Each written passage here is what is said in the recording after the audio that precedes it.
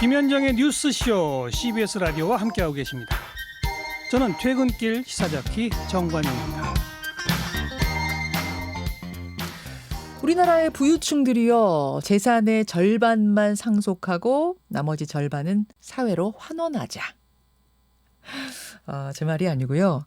한국은행 총재를 지낸 박승 전 총재의 말입니다. 이 말씀 들으시고는 말은 누가 못해, 실천이 어렵지 하실지 모르겠습니다만, 박승 전 총재는 말로만 주장한 게 아니라 실제로 자신의 최소 생계비를 제외한 전 재산 10억 원을 김제 백석초등학교에 기부를 해서 지금 화제입니다. 오늘 화제 인터뷰, 이 기부에 대한 철학, 그리고 경제학자가 내다보는 이 코로나 이후의 경제 상황까지 한번 들어볼까요? 박승 전 총재 연결이 돼 있습니다. 총재님 안녕하세요. 네, 안녕하세요. 네, 아이고, 반갑습니다.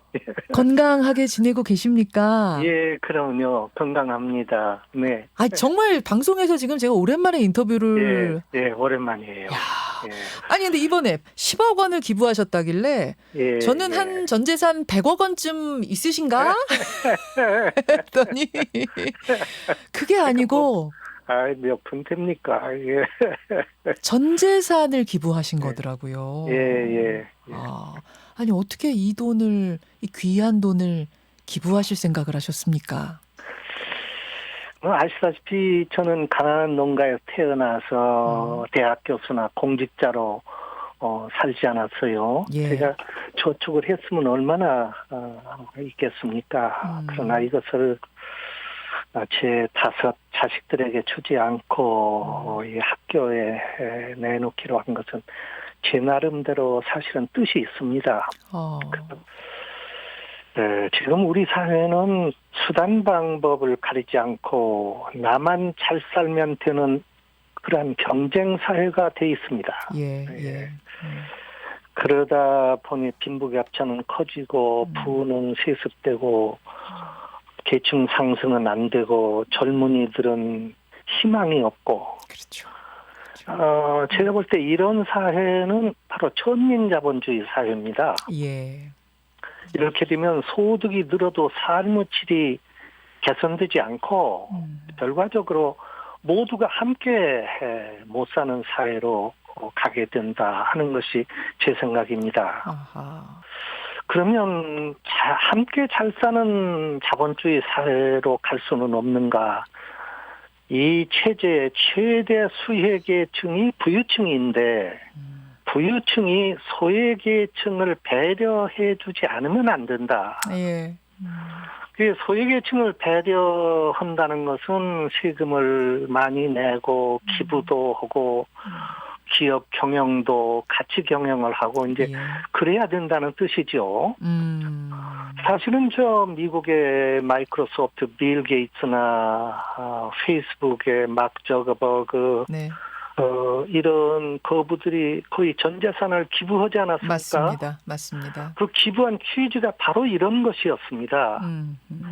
저는 그런 부자도 아니고 돈도 몇 푼 안 되지만 적은 것이지만 내가 몸소 실천하자. 그래서 지금부터 30-40년 전부터 자식들하고 함께 의논하면서 그러기로 했던 거예요. 그래서 그동안에 여기저기 기부를 해왔죠. 그렇죠. 지금까지 해오신 돈이 한 누적 25억 정도 하셨더라고요. 대충 그렇게 됩니다. 그래서 나와 내 가족을 잘 살게 하면 행복감을 느끼고 성취감을 느낍니다. 그러나 이것은 제가 볼 때는 작은 것입니다. 보다 큰 성취감과 행복감은 우리가 이웃과 사회를 위해서 무언가 보탬이 된 일을 할 때 오는 것이다. 난 그렇게 생각하고 저 자신의 큰 행복과 성취를 위해서 있는 재산, 이번에 그렇게 한 것입니다. 그러니까 우리 사회의 리더들이, 우리 사회의 이른바 부유층, 엘리트, 사회 지도층들이 이런 일들을 솔선수범해서 해주는 게 참 중요하다는 얘기를 꾸준히 해오셨어요. 그리고 실천하신 건데, 이런 상황에서 코로나19가 터지면서 우리 사회의 양극화 문제 눈에 띄게 심각해지고 있죠. 어떻게 보고 예. 계십니까? 지금 상황. 이 양극화 문제가 앞으로도 계속 커질 겁니다. 이제 시작입니까? 예, 시작입니다. 이게 여기 끝나지 않고 예. 우리나라의 생산이나 경제 활동이나 모든 것이 사람의 손을 떠납니다. 말하자면 인공지능이나 로봇가 생산을 하고 네. 이러면 사람의 노동력이 점점 필요가 없어지는 거예요. 이렇게 되면은 국민 대다수는 할 일이 없어서 실업자가 되는 겁니다.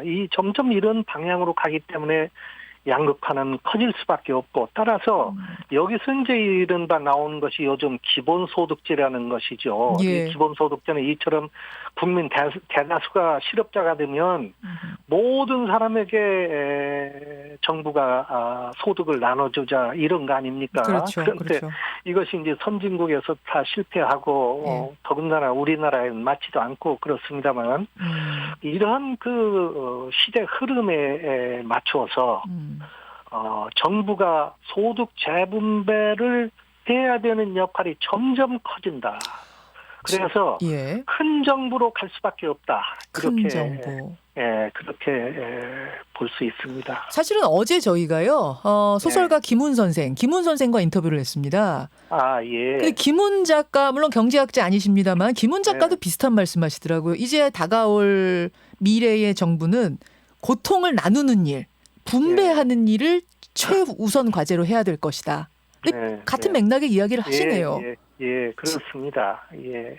근데 이제 기본소득제 얘기도 지금 언뜻 하셨습니다만 아직 우리는 예. 뭐 기본소득을 매달 주는 이런 제도는 시행해 본 적 없지만 예. 긴급 재난지원금이라고는 2차를 가느냐 마느냐를 놓고 예, 지금 예. 사실은 논란 중이에요. 예. 가긴 갈 것 같은데 이걸 전 국민에게 또 주느냐 아니면은 예. 선별 지급하느냐. 예. 왜냐하면 고가 문제가 있으니까 어떻게 예, 생각하십니까? 예. 나 이번에 되도록 안 갔으면 했는데 이번에도 안 가기 어렵다고 봅니다. 이제 2차 기본소득으로. 그렇게 보시는군요. 예, 결국은 갈 것으로 보는데 간다면은 모든 국민에게 주어서는 안 된다. 우선 취약계층 중심으로 선별 지급하자. 사실은 지난번에는 그냥 똑같이 주지 않았어요. 100만 원씩이요. 예, 저는 그거 받지 않고 정부에 되돌려 보냈습니다. 환원하셨군요. 그런데 왜 저 같은 사람에게 그 지원금을 줍니까? 그거 아니래도 아무 걱정 없이 먹고 사는 사람인데 그런 돈 있으면 정말 필요한 사람, 가게 문을 닫아서 고통받는 사람, 그런 사람에게 줘야죠. 예. 근데 그 당시 이제 뭐였냐면은 받을 사람 안 받을 사람을 거르는데 오히려 더 많은 인력이 들고 돈이 드니 그냥 일제히 빨리 주자. 그게 더 낫겠다. 뭐 이런 판단이었던 것 같거든요. 그 당시 부총리가 그렇지 않다고 그랬습니다. 선별하는데 큰 문제가 없다. 저도 그렇게 생각합니다. 그렇게 보시는군요. 예. 그러면 사실은 이제 박승 총재께서는 앞에서도 말씀하셨듯이 재분배 이게 중요하다고 생각하시는 분이고 기본소득제로 앞으로는 나아가야 한다 장기적으로 이렇게 보시는 분이 보기에도 이번에는 지금의 재정 상황에선 선별 지급이 낫다는 말씀이세요. 그렇습니다. 지금 어쩔 수 없이 지금 우리가 돈을 마구 풀고 금리를 제로로 내리고 하지 않았어요. 예. 그 방법밖에 없죠. 현재는 당장 워낙 급하니까 그렇게 하지만 예. 이로 인한 부작용은 엄청날 겁니다. 그것도 생각해야 돼요. 재정 문제도 있고 네. 또 그것으로 인한 부동산 투기 또 아직은 그런 문제가 아니지만 증권 투기 뭐 이런 자산 거품 이걸로 인한 여러 가지 그 문제들 등등 사실은 이런 상태가 오래가면요 경제 틀이 망가집니다. 저도 지금 그렇게 안 오기를 바라지만 이런 생각을 해봅니다. 이대로 집값 폭등하는 걸 정부가 막지 못하고 가령 지금처럼 막 뛰어간다면 이게 어떻게 되겠는가? 이게 사회적인 문제가 되고 경제 불안에 엄청난 문제가 나옵니다. 그렇군요. 이렇게 되면 이걸 막으려고 할 수 없이 한국은행은 금리를 올려야 할 거예요. 그리고 풀린 돈을 걷어들여야 할 거예요. 그러면 어떻게 됩니까? 하루아침에 집값 폭락할 거고 지금도 만일 금리를 올리고 돈을 걷어내린다면 아마 주가 폭락할 거요. 집값 그것뿐입니까? 폭락, 주가 폭락, 뭐든지 이게 거기다가 가계부채는 어떻게 될 겁니까? 가계 지금 수백조 원에 따르는 이 가계부채 네. 금리를 올려놓고 돈 갚으라 하고 유동성 회수하면서 돈 갚으라 하면 어떻게 되겠어요? 이런 상황은 우리가 절대 오도록 해서는 안 된다. 그 굉장히 중요한 부분들을 말씀하셨어요. 그러니까 경제는 폭등도 안 되고 폭락도 안 되고 그렇습니다. 너무 풀어도 안 되고 너무 조여도 안 되고 밸런싱, 그렇습니다. 균형 잡는 게 중요하단 그렇습니다. 말씀이잖아요. 그렇게 거시적인 안목으로 봤을 때 이야기를 다시 좀 돌리자면 지금 재난지원금 지급해야 될 것 같긴 하지만 선별 지급이 맞다고 본다. 이런 말씀으로 네. 정리가 되겠습니다. 네네. 국회에서 뭐 이야기 논의할 때 아마 박승 전 총재의 이런 말씀들이 참고가 될 것 같고요. 총재님, 예. 이런 귀한 말씀을 계속 주시기 위해서라도 건강 관리 잘 하셔야 될 것 같고요. 네, 건강에 유의하겠습니다. 그럼요. 건강하셔야 되고. 예, 근데 지금 예. 듣고 계신 많은 분들이 뭐 다른 것보다도 이 기부 정신에 대해서 감동을 받고 계세요. 근데 예, 나는 그래서 이렇게 돈이 많지도 않은데 내가 이걸 선뜻 기부한다고 뭐 그렇게 도움이 되겠어 하는 분이 계실지도 모르겠습니다. 예. 그분들께 한 말씀. 글쎄, 없는 사람은 할 수 없죠. 그렇지만 돈이 여유가 있는 부유층들은 자식에게만 모두 100% 다 이렇게 상속하려고 하지 말고 이웃과 우리 사회를 위해서 사회에도 내놔줬으면 그러면은 우리 사회가 훨씬 따뜻하고 네. 스트레스 받지 않는 국민 생활을 누릴 수 있게 되지 않을까 그렇게 생각을 합니다. 결국 이 코로나라는 놈을 만나고 나니까 이게 우리가 다 한 덩어리로 연결돼 있구나. 온 세상에. 이런 생각을 더 하게 돼요. 네, 그렇습니다. 예. 우리가 함께 잘 돼야 나도 잘 되고 내 자식들도 잘 되는 것이다. 이런 생각 가지고 베풀자는 말씀. 참 귀한 말씀이었습니다. 네. 오늘 울림이 있는 이야기 너무 감사드리고요. 건강하시고요. 예. 고맙습니다, 감사합니다. 총재님. 예. 안녕하세요. 오늘 화제 인터뷰 최근 마지막 남은 전 재산까지 다 기부를 하신 분입니다.